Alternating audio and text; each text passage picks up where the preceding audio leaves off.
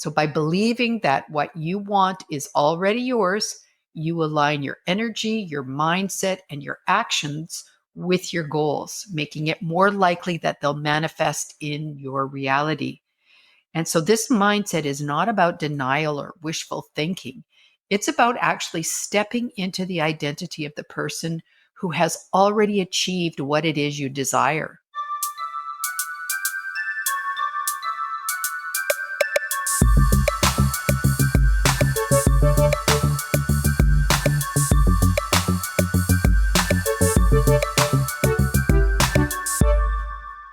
Hey there, this is Women on the Brink. I'm your host, Chris Jeffrey, a registered acupuncturist and wellness advisor with a passion for helping women live happier and more balanced lives. When I'm away from work, I'm usually outside in nature, either walking the seawall or I'm hiking in the mountains. And like many of you, my life has been filled with moments of hardship, some that I thought I couldn't overcome and really left me questioning my own strength. But through these challenges, I discovered resilience, courage, and a renewed sense of purpose. So I'm here to share not just my journey, but the lessons I've learned, and to remind you that no matter what obstacles come your way, there's always a path forward. And just to let you know, this podcast is not prescriptive. It's an offering. So please take what resonates with you and leave the rest. Welcome back to another episode of Women on the Brink. As we begin a new year, I hope you can carve out a little time for today's episode because this is actually a big one and you'll probably want to play with it for a little bit.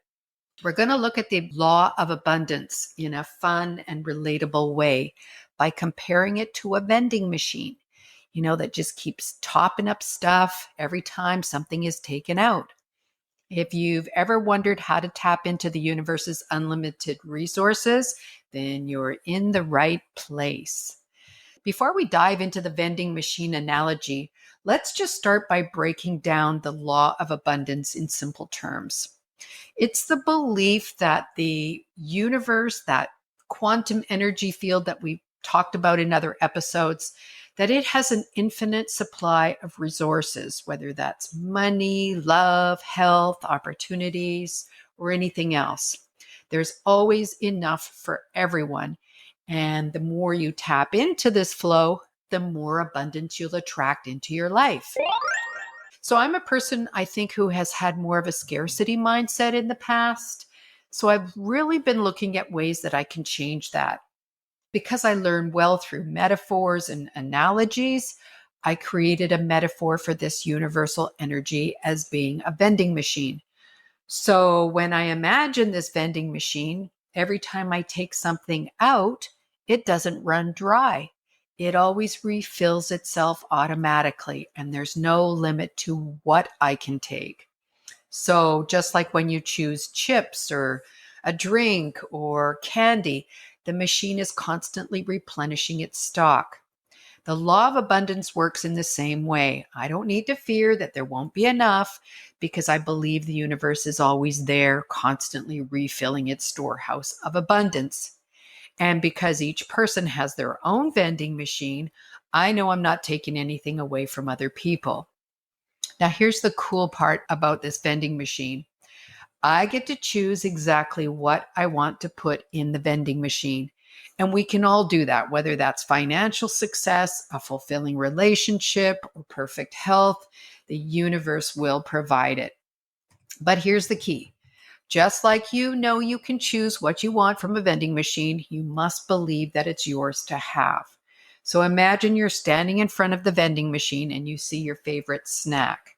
You don't hesitate to grab that bag of chips. You assume that it's already there waiting for you. You know exactly what it's going to taste like and how satisfying it's going to be. You don't doubt that the machine will give it to you, right? And it's the same way when you ask for something from the universe. Assume that it's already yours.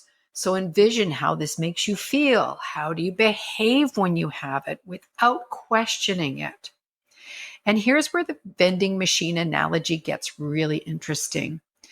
We accept that no one can just stand there hoping or wishing that the vending machine will give them something for free without doing anything. I mean, you got to insert the money and press the button and then take what's rightfully yours.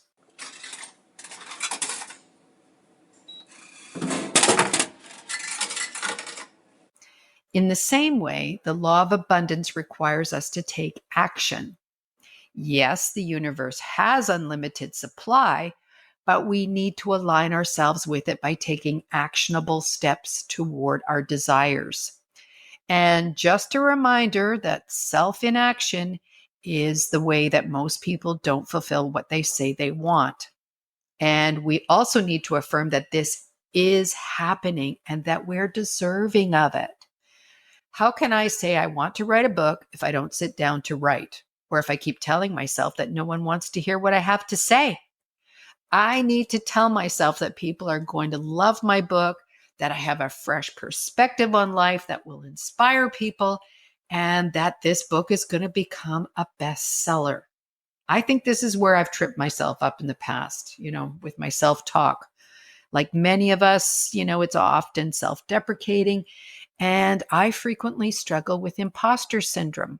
You don't know who you're dealing with. But I'm gradually learning to change that. So one of the things that was really important to me in 2024 was getting more connected to my Métis community.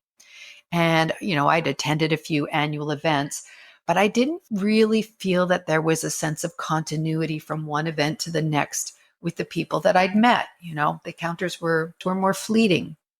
So I decided to put my attention and my intention on involvement in community events. And the action I ended up taking was to create a way to bring the community together myself. And for me, I love the outdoors, and specifically, I love to hike. So I created an 8-week hiking challenge and offered it to our community. And we had people join in who were from all different hiking abilities and different ages. And it turned out to be a very rewarding experience for me because of a couple of things that happened. And the first was I met a relative of mine that I didn't even know existed. That's right. It was our parents that had actually kept in touch and made that connection for us. The second thing that happened was that it led to other types of Métis and Indigenous get-togethers that included members of the hiking group.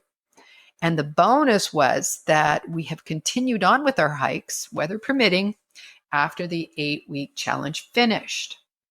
So my desire, to connect with community meant that I had to take matters into my own hands and create a way to connect with my community. This year, I'm really hoping to expand on the hiking challenge by incorporating some farm animal yoga and more cultural activities into our weekly hikes. So we're going to take a short break, but stay with us because we're going to learn how to accelerate this abundance. Join us on our website for articles from our podcasts at www.womenonthebrink.net. There you'll find extra tools that can be used to raise self-awareness and build resilience. We want to make this experience as interactive as possible for you Brinkers. So join the forums, introduce yourself, and share your stories. Here's a really cool thing about the law of abundance. Just like when you take something from the vending machine and share or give it away to someone, you can also do this with the universal vending machine. In the universe's abundance, when you give, you actually create a cycle of flow. And the more you give, the more you receive. I mean, I love this. Think of it as spreading the abundance.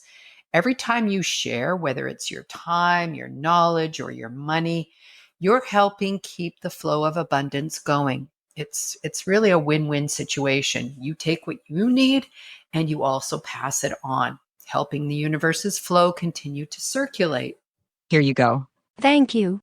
So let's break this down into a few actionable steps. I actually drew a picture of my vending machine and labeled the selections. And honestly, I look at it every day. And so if you want a creative activity, I recommend giving it a try.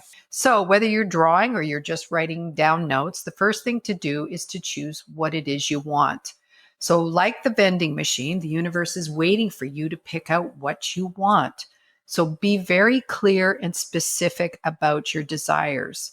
Do you want a new job? So name the job. Do you want better health? So say, I want to be pain-free. Do you want deeper relationships? So affirm, I want to have relationships that are based on integrity. Just choose it. I mean, nothing is too big or too small. And the second thing to do is to assume that it's already yours. So don't hesitate when you select what you want from the vending machine of the universe. Believe that it's already there waiting for you. The reticular activating system, or RAS, is a part of your brain that filters information and focuses your attention on what you consider important. So when you believe you already have what you want, your RAS starts noticing opportunities, resources, and connections to make it a reality. If I believe I'm already a confident public speaker, I notice workshops, mentors, or feedback opportunities that will help me refine my skills. So then the next thing is take inspired action. So just like, when you're inserting your coin into the machine, start taking action toward your goals. Align your thoughts, your values, and your actions with those desires to make sure that you're emotionalizing this action. Emotions are the fuel behind the action. So when you feel excitement, pride, or determination about an action, you're more likely to follow through. So let's say you want to lose weight. Just visualize how achieving this goal will make you feel. You're going to feel excited about how you look in that red dress, right? You'll have more energy. You'll feel a sense of pride about yourself. And let those emotions energize your efforts. And then just trust in infinite supply. Trust that there's no limit to the universe's abundance. There's always more where that came from. So don't worry about running out or that it's taken away from someone else. And remember to give and share. So spread the abundance by sharing with others. The more you share, the more the universe responds with even more. And the next tip is to just let go. So once you've made your choice and you're acting towards achieving it, you then let go of the way that it's going to manifest. So no grasping or clinging to fixed outcomes. Just trust that the universe will provide, but don't get attached to how it's all going to come together. So by believing that what you want is already yours, you align your energy, your mindset, and your actions with your goals, making it more likely that they'll manifest in your reality. And so this mindset is not about denial or wishful thinking. It's about actually stepping into the identity of the person who has already achieved what it is you desire. So for me, I've kicked the scarcity mindset to the curb. I believe that I'm deserving of an abundant life. And anytime that old programming taps me on the shoulder, little by little, I'm more able to flick it off and bring in more positive and abundant possibilities. So I hope that this was helpful as you begin 2025. I'd love to hear what you fill your vending machine with, honestly. So send me a message on Facebook or Instagram or comment on the podcast's post. Don't forget to subscribe, share this episode with someone who needs to hear it, and leave a review. Until the next time, keep manifesting the life you desire, and remember, there's always more than enough for you. Thanks for joining, and I want you to know that this isn't just a podcast, this is a movement. So share this information with your friends, and let's go, ladies.